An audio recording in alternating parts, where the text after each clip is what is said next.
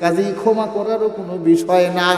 এবার হযরতে আলী মুস্কি হাসি দিয়া ফাতেমার কপালের মধ্যে একটা চুমু লাগাইয়া দেয়।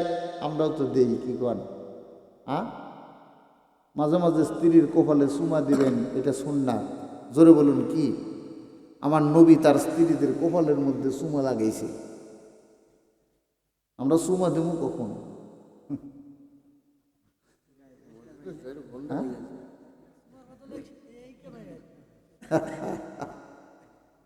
চুমা দিতে মুখ আগায় নিয়ে গেলে, ওই যে ফেরাউন যখন মুসার গালে চুমা দেওয়ার জন্য গেছিল, তখন থাপ্পড় দিয়ে মাথা ঘুরে দিচ্ছে। কি বলেন, ঠিক কিনা?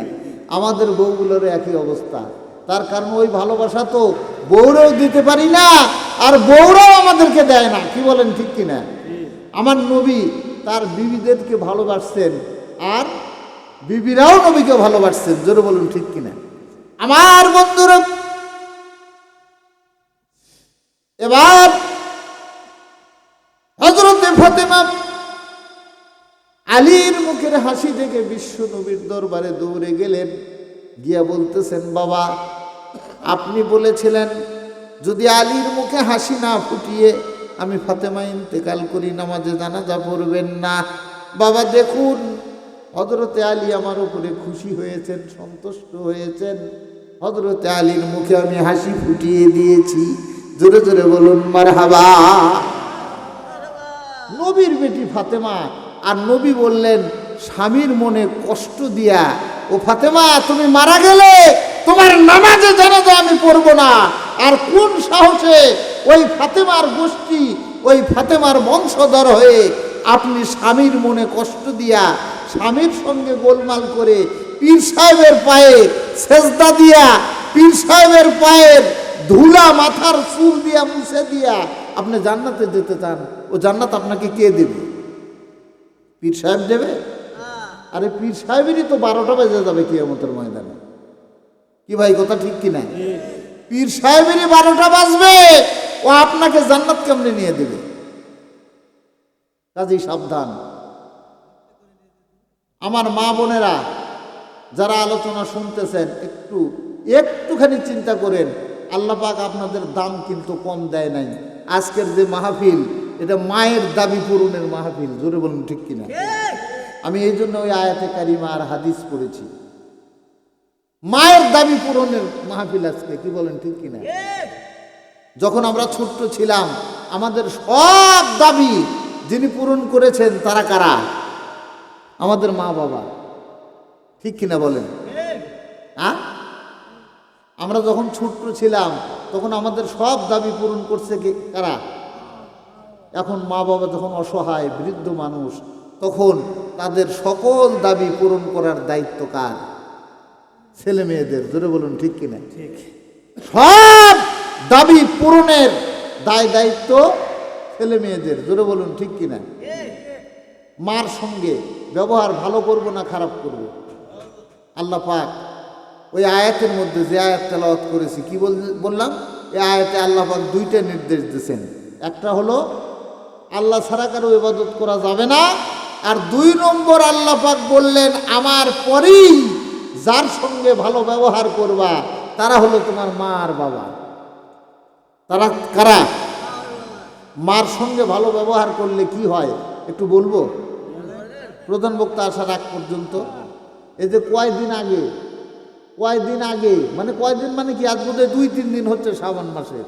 কি বলেন, ঠিক কিনা? তার আগের যে মাস গেল, ওই মাসের নাম কি ছিল? রজব মাস। ওই রজব মাসের 26 দিবাগত রাত্রিতে কি হয়েছে?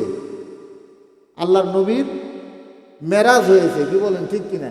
মেরাজে আমার নবী জান্নাতে ঢুকছেন নাকি? জান্নাত দেখছেন তো? মেরাজ থেকে ফিরে এসে বুখারী শরীফের হাদিস, হযরত আয়েশার কাছে নবী গল্প করতেছে। আমরাও ঢাকায় যদি যাই, ঢাকা থেকে এসে বইয়ের কাছে গল্প করি না? কি দেখলাম কি না দেখলাম গল্প করি তো ভাই। এই জোরে বলেন, করি কি করি না? খাওয়া দাওয়া কেমন হলো না হলো সব গল্প করি না? বিশ্বনবী মেরাজ করে আসলেন, জান্নাত দেখে আসলেন। এই জান্নাত দেখে আসার পরে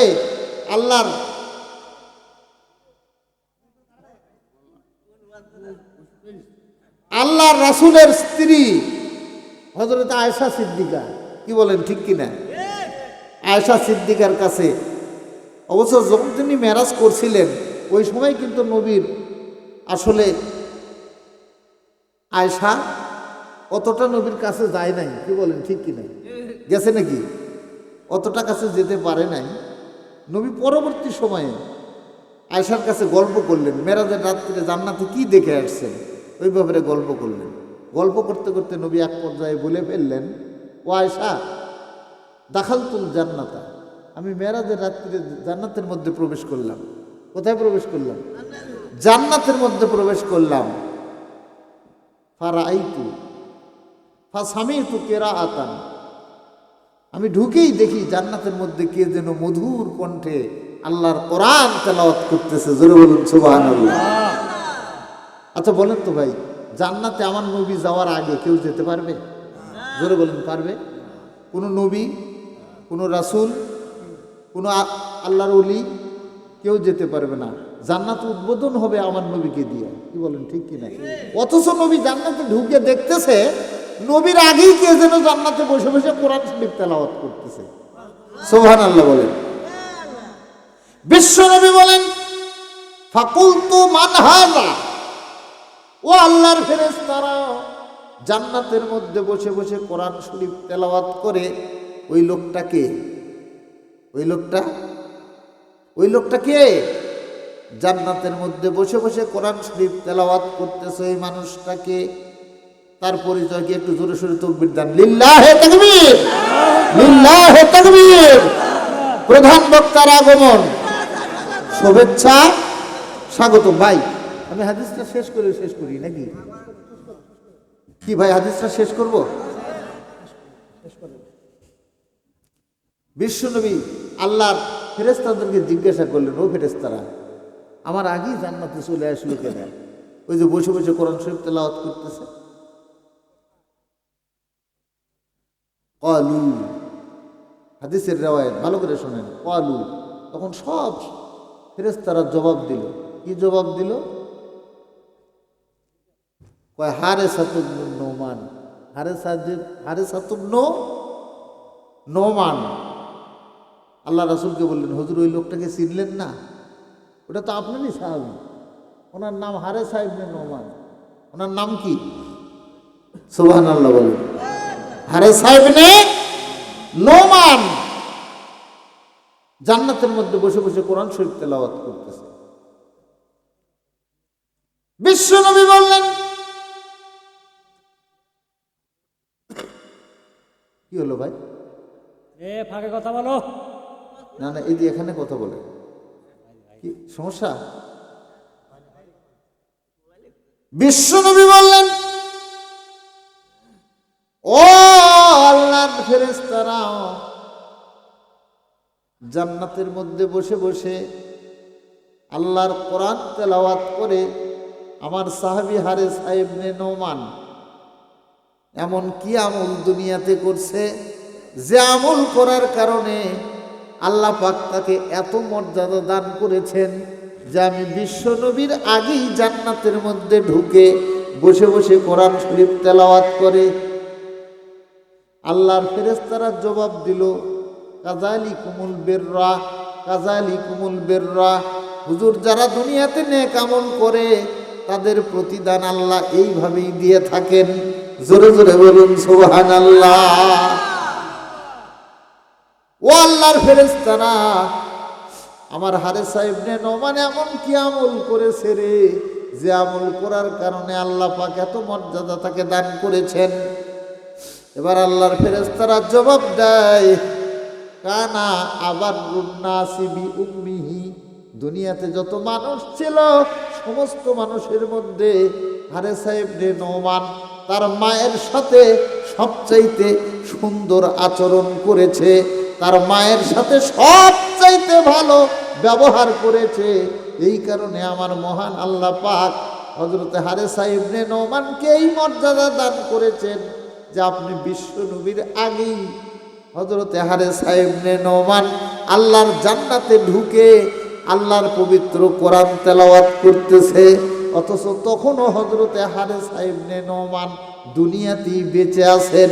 জোরে জোরে বলেন মারহাবা। আজকের জলসা হলো মায়ের দাবি পূরণের জন্য। তার কারণ আমাকে বলা হয়েছে, হুজুর মা বাড়িতে একটা সভা করতে চায়। এখন মা চায়, আমরা তো না করতে পারি না। মার দাবি পূরণের জন্য জলসা, কি বলেন ঠিক কিনা? অনেক কথা ছিল, অনেক হাদিস ছিল এই ব্যাপারে, বলা সম্ভব না। শেষ কথা বলে দিয়ে যাই, সেটা হলো ও সন্তানেরা, দুনিয়ার আর যার সাথে যে ব্যবহারই করো, কিন্তু খবরদার মনের ভুলেও কোনোদিন মার সাথে দুর্ব্যবহার করার চেষ্টা করো না। কারণ মার সাথে দুর্ব্যবহার করার পর তুমি যদি 1000 খানায় কাবা হজ করো, মক্কা মদিনা, যদি তুমি ওখানে যে খেতাবারে নিয়ে বসে থাকো, আল্লাহর কসম মার বাবা যদি তোমার উপরে অসন্তুষ্ট থাকে, আল্লাহর জান্নাত তোমার জন্য বন্ধ হয়ে যাবে। নাউজুবিল্লাহ পড়বেন না? নাউজুবিল্লাহ পড়বেন না? হজ করেন নাই, যাকাত দেন নাই, কিন্তু মা বাবা আপনার উপরে খুশি আছে। মা বাবা আল্লাহর কাছে দোয়া করছে, আল্লাহ আমার এই সন্তানকে তুমি কবুল করো, জান্নাত দিয়ে দাও। আল্লাহ রাসূল বলেন তোর কিচ্ছু লাগবে না, মার বাবার দোয়াই তোকে আল্লাহর জান্নাতে পৌঁছায় দেবে। জোরে বলেন সুবহানাল্লাহ, আর জোরে বলেন সুবহানাল্লাহ। এই ব্যাপারে ইসলামে অনেক কথা আছে, সময় হলো না, বলা সম্ভব নয়। শেষ হাদিস বলে যাই, ইন্নাল জান্নাতা তাহতা আকদামিল উম্মাহাত। সন্তানের জান্নাত হলো মায়ের পায়ের নিচে। জোরে বলুন কোথায়? মায়ের পায়ের নিচে। সন্তানের জান্নাত মায়ের পায়ের নিচে। মায়ের পদসেবা করো, মায়ের খেদমত করো। মা যদি খুশি হয়ে যায়, আল্লাহর আরশে আজিম খুশি। আল্লাহর আরশে আজিম খুশি হলে